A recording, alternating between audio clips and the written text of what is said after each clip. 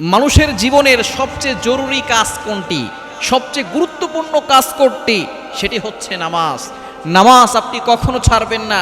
আপনার জীবনের সবচেয়ে গুরুত্বপূর্ণ কাজই হচ্ছে নামাজ পড়া।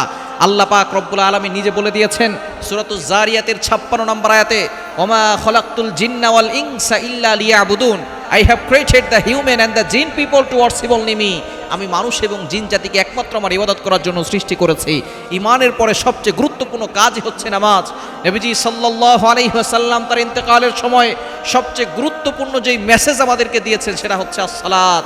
আসসালাত ওয়া মা মালাকাত আইমানুকুম, ও আমার উম্মতিরা, নামাজকে ছেড়ে দিও না, তোমরা নামাজ পড়ো। সুতরাং এই নামাজ আমাকে আপনাকে জান্নাত পর্যন্ত পৌঁছে দিবে। আপনার এই গুরুত্বপূর্ণ কাজ আপনি অবহেলা করে নষ্ট করছেন। হেলায় খেলায় আপনি জীবনটাকে শেষ করে দিচ্ছেন।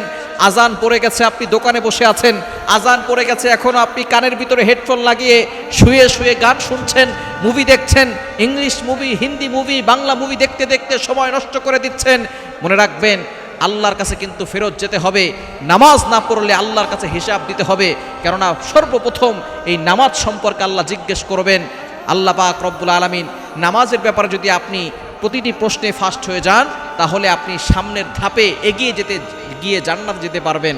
আর নামাজের প্রশ্নে যদি আপনি ফেল করেন, তাহলে আপনি ব্যর্থ ম্যান হবেন। আল্লাহ তাআলা আপনাকে জাহান্নামে নিক্ষেপ করবেন।